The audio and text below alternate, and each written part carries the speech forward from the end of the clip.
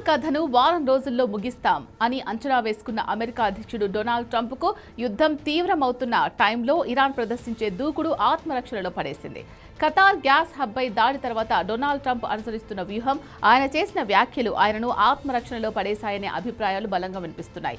Iran, Israel మధ్య జరుగుతున్న direct war ఇప్పుడు ప్రపంచ ఇంధన వనరుల మీద పడ్డంతో ట్రంప్ తన దూకుడు స్వభావాన్ని పక్కన పెట్టి కొంత ఆత్మరక్షణలో పడాల్సి వచ్చింది అనేది స్పష్టమవుతోంది.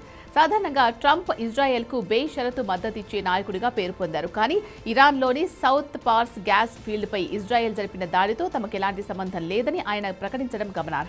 ఆ దాడి గురించి మాకు ముందుగా తెలియదు, మేము దానికి అనుమతి ఇవ్వలేదు అని చెప్పడం ద్వారా అంతర్జాతీయ సమాజం ముందు అమెరికాను దోషిగా నిలబెట్టకుండా ఉండేందుకు ఆయన ప్రయత్నించారు. ఇది ఒక రకమైన ఆత్మరక్షణ ధోరణిగా కనిపిస్తోంది.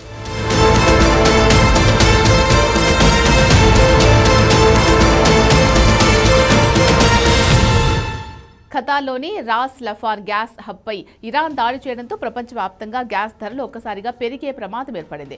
ఒకవేళ గ్యాస్ సరఫరా నిలిచిపోతే అమెరికాతో పాటు ప్రపంచ దేశాల ఆర్థిక వ్యవస్థలు కుప్పకూలుతాయి. ఈ ఆర్థిక సంక్షోభం తన పదవీ కాలం ప్రారంభంలోనే రావడం ట్రంప్కు అస్సలిష్టం లేదు.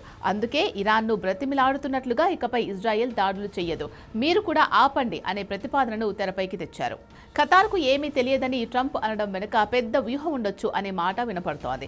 ఖతార్ అమెరికాకు కీలకమైన మిత్రదేశం మాత్రమే కాదు, అక్కడ అతిపెద్ద అమెరికా సైనిక స్థావరం ఉంది.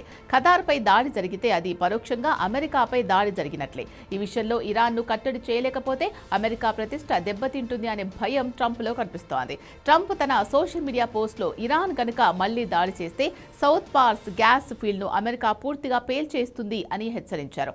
సాధారణంగా ఇలాంటి భయపెట్టే వ్యాఖ్యలు ట్రంప్ తన బలహీనతలను కప్పిపుచ్చుకోవడానికి లేదా ప్రత్యర్థిని భయపెట్టి చర్చలకు తీసుకురావడానికి వాడుతూ ఉంటారు. ఇక్కడ కూడా ఇరాన్ మరింత రెచ్చిపోకుండా ఉండేందుకు ఆయన భారీ విధ్వంసం అనే మాటను వాడటం గమనార్హం. ఇజ్రాయెల్ ప్రధాని నెతన్యాహును నియంత్రించడం ట్రంప్కు ఇప్పుడు పెద్ద తలనొప్పిగా మారింది. ఒకవైపు ఇజ్రాయెల్ దూకుడును ఆపాలి, మరోవైపు ఇరాన్ ప్రతీకారాన్ని అడ్డుకోవాలి.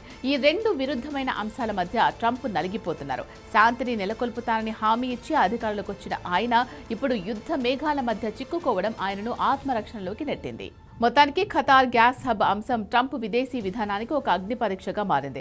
ఇరాన్పై కఠినంగా ఉంటూనే ఇంధన ధరలు పెరగకుండా చూసుకోవడం ఆయనకు సవాల్తో కూడుకున్న పని. ప్రస్తుతానికి ఆయన చేస్తున్న ప్రకటనలు యుద్ధాన్ని ఆపడానికా లేక అమెరికా ప్రయోజనాలు వాడుకోవడానికా అనేది రానున్న రోజుల్లో తేలుతుంది. ఇప్పటికే అమెరికా తీవ్ర వ్యతిరేకత మూట కట్టుకుంటూ పాలన సాగిస్తున్న ట్రంప్కు ఇరాన్ దూకుడు చుక్కలు చూపిస్తోంది.